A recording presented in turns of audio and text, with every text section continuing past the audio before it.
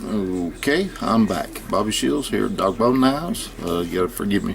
My wife's in another room asleep. She works third shift, so I have to take this kind of quietly. But anyway, the knives didn't do hardly 24 hours in the mix. They done about 20, and I figure they done somewhere around 10 to 12 hours at 100 degrees, 80 to 100 degrees below zero. So anyway, they super cold. When I took them out, there wasn't nothing but just a pink or red cherry slushy down in the bottom of it. And it's cold. So anyway, I brought them in the house, warm them up, and here they are. And let's see. Yeah, there they are on top of the stove. So now I'm going to turn the oven on just as soon as they get. Yeah. Okay. Yeah, they'll work. They're just a little cool. Wipe the handprints off of them. Just did it in a shirt. It's a clean cotton shirt. Anyway. Okay. Make sure there's nothing in the oven. Nothing there. Okay. There, right in the middle of the oven, right there, and right there. Right there, right there, and right there. Now, okay. Bake.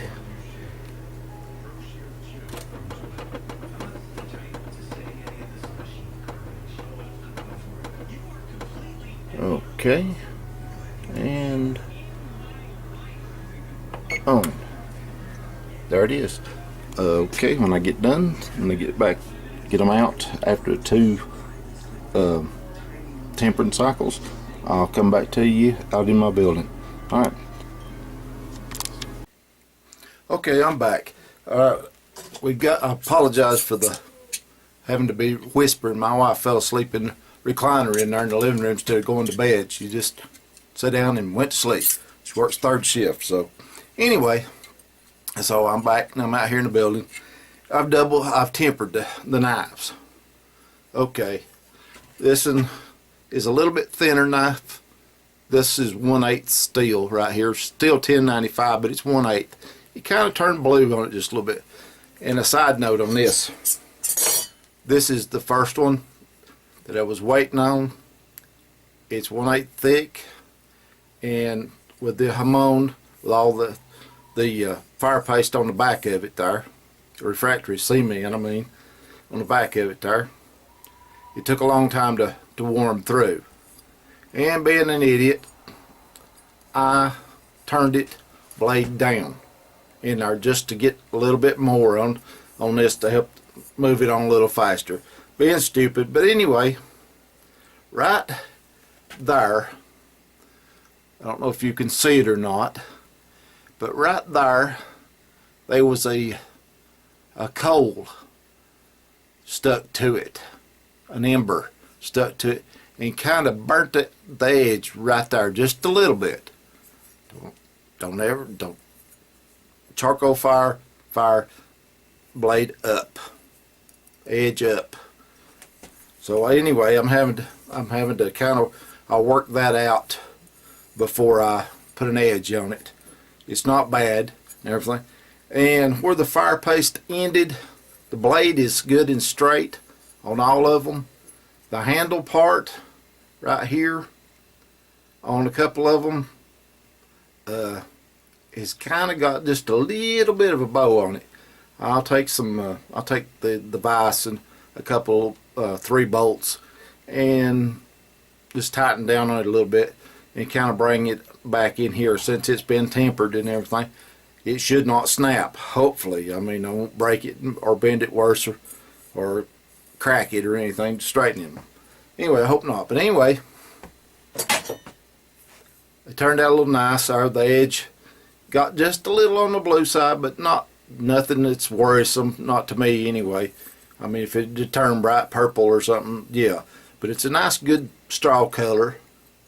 and there's hot spots on it, and that was probably due to where it was laying on the oven rack. You can still see the, or I don't know if you can, yeah, there's a little bit. You can see the lines there and there, and up here where the bars or the oven racks, where it was laying on them at. I wish I had something that I could stand them up in, you know, and do them that way like you would in a heat treating oven, a regular one. So anyway, this one's the same way. They've all got them little rack marks on there, and where the rack marks are, they're a little bit blue, but they should be okay. And everything else like that, I'll thoroughly test them before I let them go anyway, just to make sure. So now what I'm going to do with these is I'm going to buff them up. I'll probably take them and put them on my jig and my vise right there, and just hand sand them to probably, I'll just use a 400 grit on them, and or maybe even go on down to a 600 before I put them into the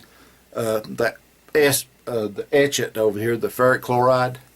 And then once I do that, and as I etch them to put the Hamon on them, then I will take steel wool and kind of buff them up there a little bit in between dipping. They usually take 2, 3, 4 dippings, you know, 15, 20 seconds to a minute apart, you know, leave them in there for that long. But it's ferric chloride over here, and when I get to that, when I get them buffed up, I'll show you this. Oh yeah, another thing I was talking about, the differential hardening with the Hamon and the fire refractory paste on there. That's what you're trying to do, and I was referring to those that was doing it without the refractory cement on there in my last video there. When they put it in there and lay it in the fire, edge down naturally, this part of it, the lower third of it or so, gets to critical temperature much quicker than this. And when they stick the magnet here, well, it don't stick, and it will up here, but if you keep it blade down like this, or edge down, till this loses the magneticity, then this is burn up. So what they do, they just kind of go on a dull red color. Most people do it overnight and just rely on color, although they use a magnet for backup. But once you get the color down, it's pretty good. It's going to be the same color every time. So you get that color stuck in the memory there, then you can pretty much tell, and every time within a few degrees anyway. But what I was referring to, they just do it like this, and then they take it out and quench it. Well, they've got an accidental Hamon. They've got a different, if they don't etch it, you'll probably never notice it unless you get down and look at where they shine it up real good, and you can see it in the it'll just kind of ghost. You'll have a little ghost line on there, and that's how you can tell if it's not been treated the same, if the back's a whole lot softer than the edge. But the Hamon, like I said, you get the pattern, and each Hamon is unique to the knife, and they're like a fingerprint. Unless you absolutely sand the knife down to absolute nothing, you're not going to change them. You know, it's just like your fingerprint there. You can cut your finger or whatever else, unless you work in something that keeps them wore off. Well, you're born with these, and you will die with these. These fingerprints are yours. They're unique, strictly to you, nobody else. Anyway, so I'm going to jig these up and buff them out, and then I'll get ready for the etching, and I'll come back to you for that and show you. Alright. Okay, I got them all buffed up, and I've done it to about a 600 grit. It's not real mirror polished or anything, but anyway, before I go into the dip, I need to etch my logo on there. And so I said I'd show you this step earlier. So hold on here, let me turn this camera around here, see if I can get it in focus here of what I'm doing.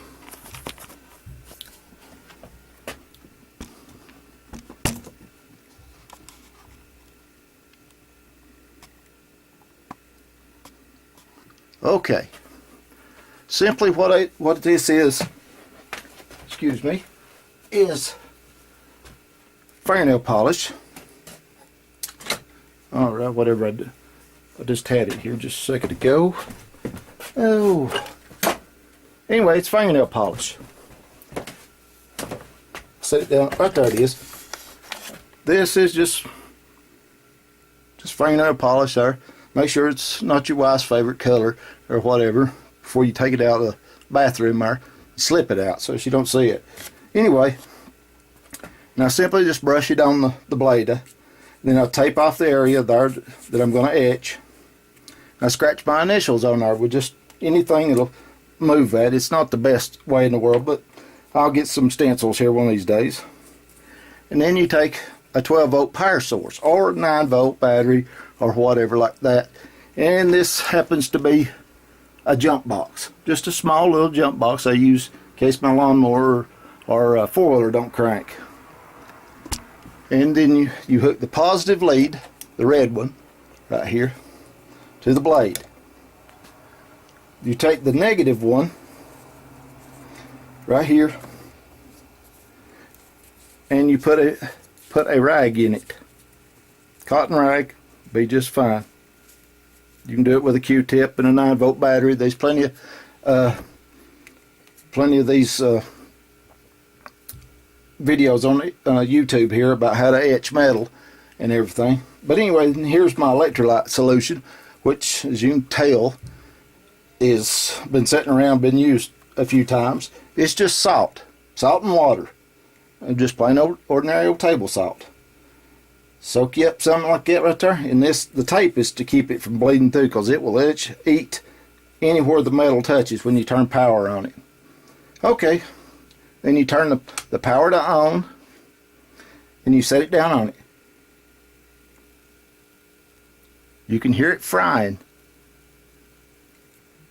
Just check it, and it'll eat it up. It'll show you, it'll darken it. I hope you could see this. I don't know.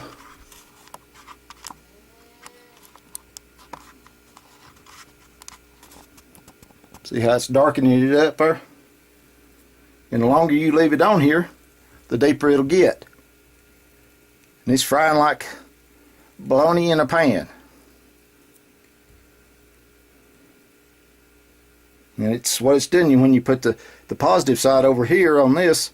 It is actually drawing the metal up into the rag.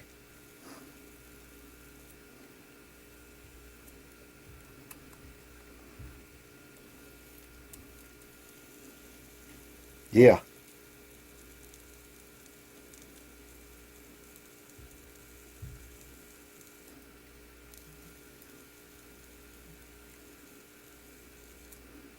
Okay, anyway, when I get done and start ready for the etch, I'll come back to you.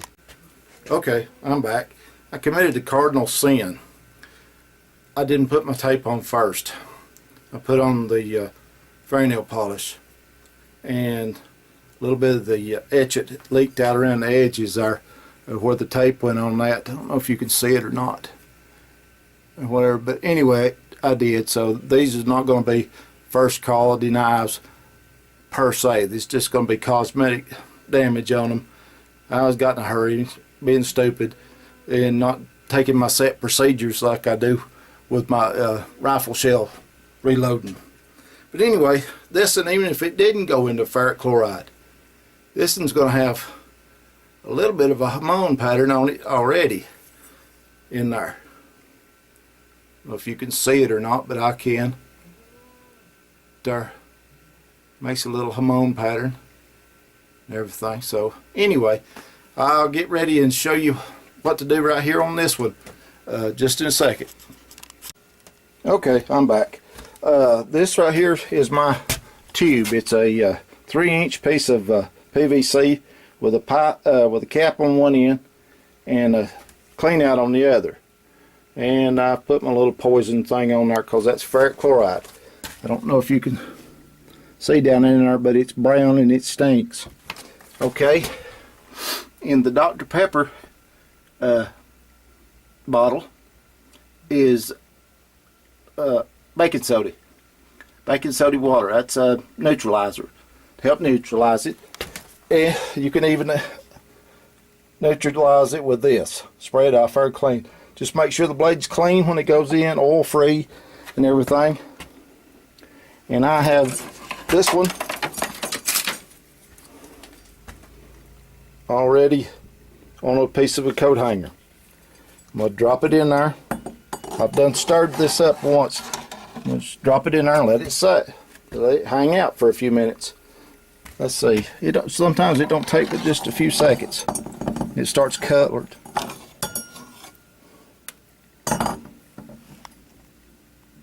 Yep. Already. Let it set. Give it a minute. And I'll come back to you and I'll buff it up here with a little bit of steel wool. Little piece right here. I'll be holding the knife. That's the reason I got the rubber glove on.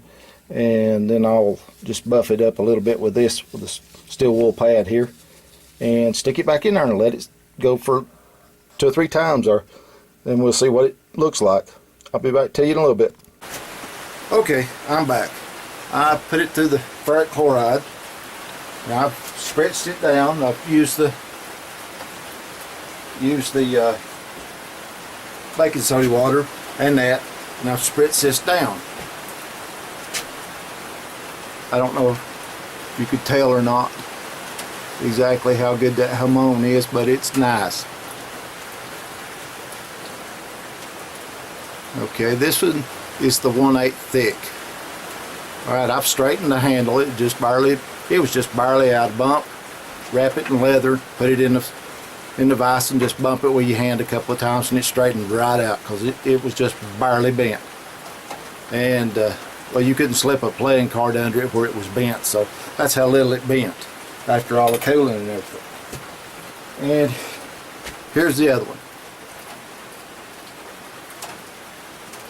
I don't know this light. I don't know if it'll show you the Hamon or not, but anyway, hopefully it will. Now, what I have to do with these is here's the spine filing. I don't know if you can see that or not. If the camera light, let me set this right over here, give it a little more light.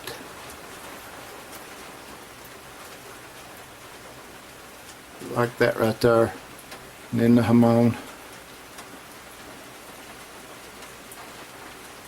Now from here on out on this blade, I'm going to take it in the house and I'm going to sit and watch cartoons with my granddaughter probably, or ghost stories or whatever the heck them 2 gals want to watch, my wife and granddaughter. But anyway, I'll take some just plain old real fine rubbing compound. And I'll get me just take a piece of terry cloth or washcloth or this towel over here and just polish it.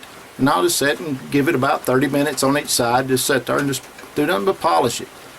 It really won't take anything off of it. It'll just bring it out a little bit better. Then when I do that, then I will tape it. I will put this painter's tape, this blue painter's tape, all over the blade. Everywhere the handle is not going to be. Then when I get done, I sanded it back to here on the top and around and everything else like this. The rest of it I'll sand when I do the handle, the underneath side of it there, in here in this choil right here, and on the finger grooves here everywhere. Then I will sand that. But anyway, that's how I make a Hamon.